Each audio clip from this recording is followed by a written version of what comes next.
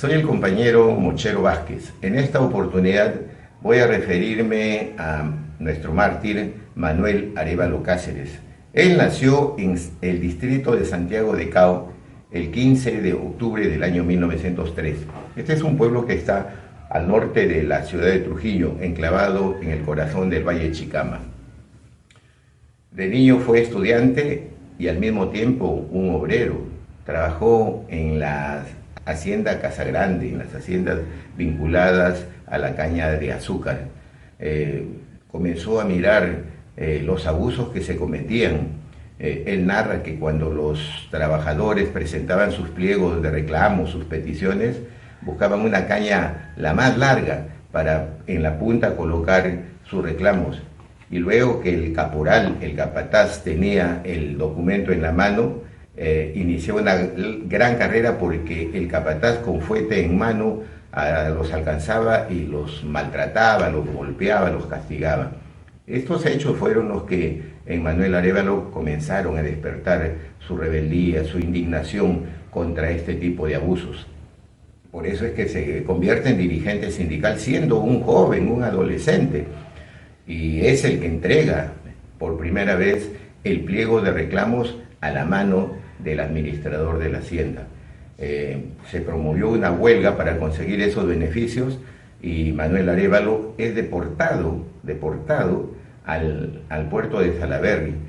Luego, después de esta revuelta, el gobierno hizo construir un acantonamiento militar para defender los intereses de la oligarquía, de los terratenientes de aquel tiempo. Una vez que Manuel Arévalo está en Salaberry, no podía regresar a trabajar a la hacienda, quedó completamente vetado de trabajar allí. Y entonces él, como desarrolló sus habilidades en la mecánica, se volvió muy experto y se fue a trabajar a las minas de Quirubilca. Pero después volvió a Trujillo e instaló un taller de mecánica, es decir, fue también uno de los primeros emprendedores dedicado a la mecánica. Su taller tuvo mucha fama, pero no solamente se quedó en eso. Manuel Arévalo quería aprender, quería saber y se convirtió en un autodidacta. Fue a escuchar en innumerables oportunidades a nuestro querido maestro Antenor Orrego. Y al escucharlo cada vez se quedaba mucho más impactado de los mensajes, de las clases, de la filosofía de Antenor Orrego. Por eso es que él organiza una asociación cultural en su barrio, en su calle, y invita a Manuel Antenor Orrego para que dé una serie de conferencias. Suceden los hechos hasta que en 1931 Víctor Raúl regresa al Perú y llega a Trujillo. Cuando llega a Trujillo, Antenor Orrego, el gran maestro del Grupo Norte o de la Bohemia de Trujillo, le presenta a nuevos integrantes, entre ellos a Manuel Arévalo Cáceres, que estaba jovencito, a Ciro Alegría y al Manuel Búfalo Barreto. Viene el proceso electoral para la constituyente y Víctor Raúl da su voto y su apoyo para que Manuel Arévalo fuera considerado en la lista de candidatos a la constituyente. Desde ahí, Manuel Arévalo Cáceres se convierte en el alumno predilecto de Antenor Orrego y de Víctor Raúl Haya de la Torre. Se produce la campaña, Arévalo viaja a Lima, sigue a Víctor Raúl por el Perú acompañándolo en la gira proselitista y conoce a Ramiro Prialé. En el año 1931 conoce a Ramiro Prialé, se hacen grandes amigos y Manuel Arévalo es el que presenta a Víctor Raúl a Ramiro Prialé. Lo lleva, Víctor Raúl lo evalúa, le pregunta a Manuel Arévalo cuál era el perfil de Ramiro Prialé y Manuel Arévalo le da su visto bueno. Desde ese momento Víctor Raúl pues comienza a darle responsabilidades y tareas a Ramiro Prialé. Llega el desafuero en febrero del año 32 y Manuel Arévalo, entre los veintitantos congresistas desaforados, es deportado a Panamá. En Panamá se dedica a desarrollar su actividad, la actividad vinculada a la mecánica. De esa manera él ayuda a los compañeros que se encontraban deportados ahí. Uno de ellos fue el cachorro Manuel Seoane.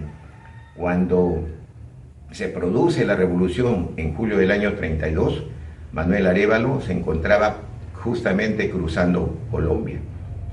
Llega a Lima, nuevamente se va al encuentro de Víctor Raúl, y Víctor Raúl convoca a Manuel Arévalo y a Ramiro Prialé, y ahí toma la determinación de decirle: Ramiro se va al sur y tú, le dice a Manuel, te vas al norte. Dos grandes estrategas, dos grandes organizadores se convirtieron pues en el brazo derecho de Víctor Raúl Haya de la Torre. Suceden una serie de hechos a partir de la deportación de los señores constituyentes, del desafuero. Arévalo regresa, Víctor Raúl determina las responsabilidades y Víctor Raúl va evaluando el trabajo cotidiano de Manuel Arévalo Cáceres. Tan es así que en un momento determinado de esta lucha, que fue cruenta, fue implacable contra Haya de la Torre, contra nuestros principales dirigentes, y llega un momento en que Haya de la Torre sabe que puede ser asesinado por la dictadura de turno. En un comité político pone el nombre de Manuel Arévalo sobre la mesa y dice: en caso de mi muerte, Manuel Arévalo será mi sucesor, será el jefe del partido. Esta fue la única vez que Haya de la Torre toma esa decisión y designa un sucesor. No hay otro sucesor, otro delfín, otro cachorro que Haya de la Torre haya dicho tal o haya manifestado tal determinación. La lucha cruenta de parte de la derecha mercantilista, de la oligarquía, de la plutocracia, del comunismo, era tremenda. La cabeza de Víctor Raúl tenía precio. Por esa misma situación es que Haya de la Torre le otorga esa confianza a Manuel Arévalo. Hay que recordar y ponerse en ese escenario de esa persecución de la década del 30. La cárcel, el destierro, la muerte era el pan de cada día. Y Manuel Arévalo Cáceres entendió el rol que Haya de la Torre le había designado. Arévalo organiza un equipo de trabajo con compañeros trujillanos. A su lado estuvo Alfredo Tello Salavarría, Luis Cáceres Aguilar, Tomás Solano, mártir, Gregorio Zabaleta, otro mártir. Y esto a mí me provoca en esta parte hacer una lectura de la correspondencia que existe entre Víctor Raúl Haya de la Torre y Luis Alberto Sánchez. Por eso es que voy a leerles algunos párrafos, algunas citas de este libro. Refiriéndose a Manuel Arévalo, Víctor Raúl escribe: yo no miro sino al partido y no me interesa sino el partido. Por eso solo me interesan y preocupan personalmente los que ejemplaricen, dándose íntegros y heroicamente al partido. Todo lo demás casi no me toca. En ese plano de heroicos sacrificados está Arévalo, quien ha caído como caen los bravos y los buenos en manos de nuestros enemigos. Después de 2 años de labor y de lucha maravillosos, ahora está sufriendo todo lo que sufren los nuestros y que van convirtiendo las prisiones en verdaderos antros del horror. Cuando se ve tan de cerca el dolor, el terror, lo tremendo de esta lucha, se comprende cuánta razón tienen los luchadores de verdad que permanecen impasibles ante los sufrimientos de Salón, que resultan artículos de lujo en quien tienen derecho a gozar de su dolor. Aya de la Torre continúa y sigue escribiendo en esa famosa correspondencia con Sánchez. Dice, o escribe: viendo tan de cerca esta etapa trágica de nuestro partido, estoy seguro ahora de que el enemigo está acicateándonos a ser integralmente heroicos. Arévalo nos ha dejado una lección tan inmensa que, después de calmado el ardor de mis ojos, quemados y amargos, y desueltas mis manos, en cuyas palmas se hundieron las uñas hasta hacer sangre, me siento más fuerte. El dolor y la cólera se están haciendo esfuerzos y entereza, pero todo esto en un plano grande, el que no caben sino ser apristas hasta los huesos de nuestros huesos. Le dice a Sánchez: te abrazo sobre la sangre de nuestro hermano, que todo lo dio por nuestra causa, que se inmoló sin reservas y que nos grita que vengarlos es superarlo en la obligación incondicional y en la generosidad sin límites.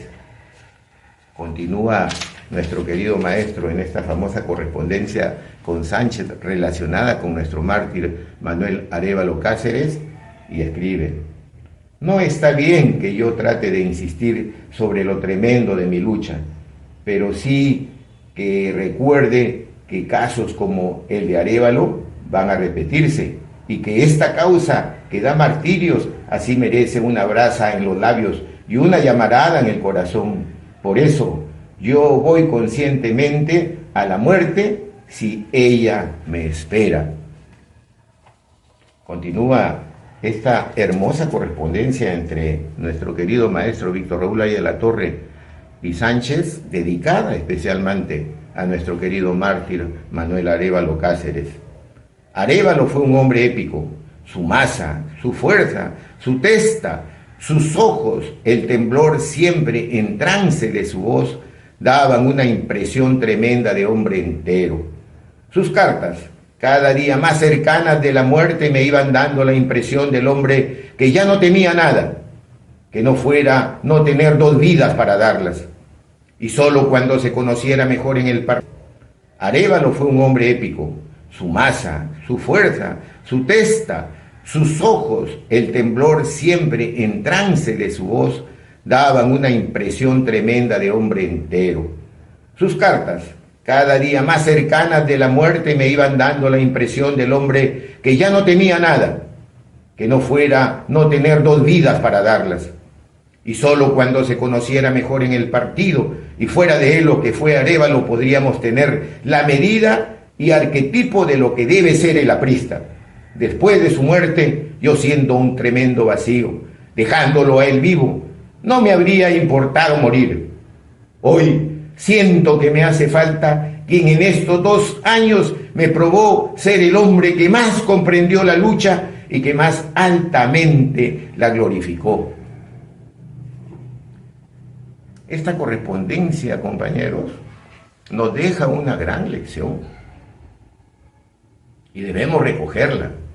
Hoy día que necesitamos ejemplos grandes, pero muy grandes, de entereza, de honestidad y de transparencia, como la de Manuel Arévalo Cáceres. De fuga. Un ayudante de chofer de un camión se percató de este hecho, y después que estos esbirros, que estos bandidos habían cumplido con su malvado fin, pudo identificar el lugar donde se encontraba la sangre de nuestro mártir. Ahí puso 4 piedras en forma de cruz, señalando el lugar donde habían rematado a nuestro mártir. Víctor Raúl siempre nos decía que los apristas no necesitamos inventar templos o lugares sagrados para reafirmar nuestro aprismo. La cruz de Arévalo es una de ellas. En el 15 de febrero de 1946, Alcides Espelucín rinde un homenaje a nuestro mártir. lo hacen por primera vez. Alfredo Tello es el que ubica el lugar de la cruz de Arévalo y coloca una cruz de madera. Ese mismo año, la agrupación de ingenieros y arquitectos apristas, por encargo de Víctor Raúl Aya de la Torre, diseñan lo que más adelante construirían esta hermosa cruz de Arévalo. El año 1976, cuando acompañaba a Víctor Raúl a sus viajes, siempre parábamos en la cruz de Arévalo. Ahí, en este lugar, decía él que debería convertirse en un eje de peregrinación, de meditación, de oración, de reafirmación de lo que es el aprista puro, el aprista capaz, el aprista honesto, el aprista cuyos valores nos enseñó Aya de la Torre y nuestros mártires, especialmente Manuel Arévalo Cáceres. También decía Víctor Raúl, recuerdo que sentados los dos, mirando hacia el mar, que desde ahí, de la cruz de Arévalo, debería partir una gran avenida, arborizada completamente y que debería llegar hasta el mar, hasta la playa. El doctor Lanata fue quien le llevó los restos de Manuel Arévalo a Víctor Raúl, restos que se perdieron en una de esas tantas persecuciones contra Víctor Raúl y que se quedaron en una de los famosos Incahuasis. En 1979, el cuerpo yacente de Víctor Raúl hizo un alto entre el rayar del alba para reencontrarse con la sangre del mártir, para reencontrarse con el espíritu de Víctor Raúl. De ahí siguió rumbo a su tierra materna, a su tierra amada. Vale la oportunidad también para hacer la lectura de lo que con Roque Benavides recogimos en un libro dedicado a Víctor Raúl que se llama Víctor Raúl, Docencia y Decencia. De él les voy a leer esta parte, estos párrafos. Ánima bendita de Arévalo, tengamos siempre presente que el secreto de nuestra fuerza radica en nuestra fe y en nuestro espíritu de sacrificio, en nuestra organización y en nuestra disciplina. Cada semana debemos decirnos a nosotros mismos lo que hizo la cruz de Arévalo. Ahí, en este lugar, decía él que debería convertirse en un eje de peregrinación, de meditación, de oración, de reafirmación de lo que es el aprista puro, el aprista capaz, el aprista honesto, el aprista cuyos valores nos enseñó Aya de la Torre y nuestros mártires, especialmente Manuel Arévalo Cáceres. También decía Víctor Raúl, recuerdo que sentados los dos, mirando hacia el mar, que desde ahí, de la cruz de Arévalo, debería partir una gran avenida, arborizada completamente y que debería llegar hasta el mar, hasta la playa. El doctor Lanata fue quien le llevó los restos de Manuel Arévalo a Víctor Raúl, restos que se perdieron en una de esas tantas persecuciones contra Víctor Raúl y que se quedaron en una de los famosos Incahuasis. En 1979, el cuerpo yacente de Víctor Raúl hizo un alto entre el rayar del alba para reencontrarse con la sangre del mártir, para reencontrarse con el espíritu de Víctor Raúl. De ahí siguió rumbo a su tierra materna, a su tierra amada. Vale la oportunidad también para hacer la lectura de lo que con Roque Benavides recogimos en un libro dedicado a Víctor Raúl que se llama Víctor Raúl, Docencia y Decencia. De él les voy a leer esta parte, estos párrafos. Ánima bendita de Arévalo, tengamos siempre presente que el secreto de nuestra fuerza radica en nuestra fe y en nuestro espíritu de sacrificio, en nuestra organización y en nuestra disciplina. Cada semana debemos decirnos a nosotros mismos: lo que hice ayer es poco, hoy debo superarse. Solo así salvaremos al Perú. Manuel Arévalo Cáceres.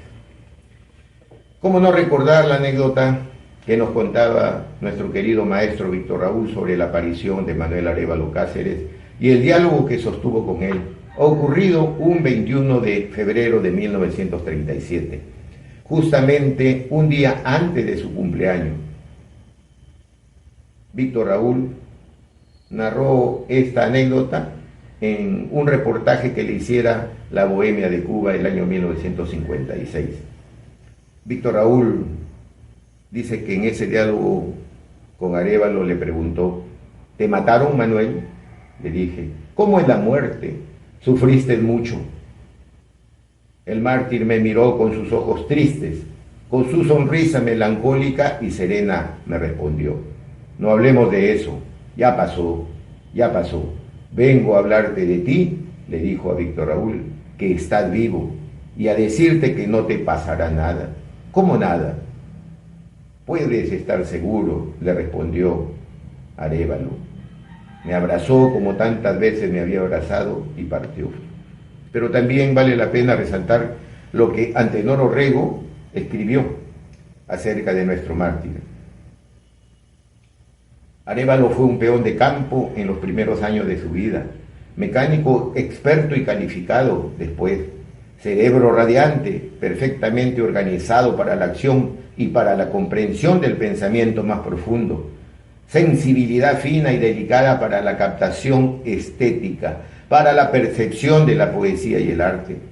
Causa pasmo si no fuera indicio de una América nueva que está naciendo, el surgimiento de esta flor exquisita del espíritu en las entrañas mismas del pueblo. Sin instrucción previa, en medio de un ambiente hostil y negativo, a los 25 años, autodidacta extraordinario, había estructurado una integral y vasta cultura, sin el complejo de superioridad en que cae generalmente el obrero revolucionario, tampoco sin el complejo de inferioridad, mal de nuestras masas humilladas, espíritu seguro de sí mismo, hombre derecho y sin deformación, bien puestos sus pies, hombre completo.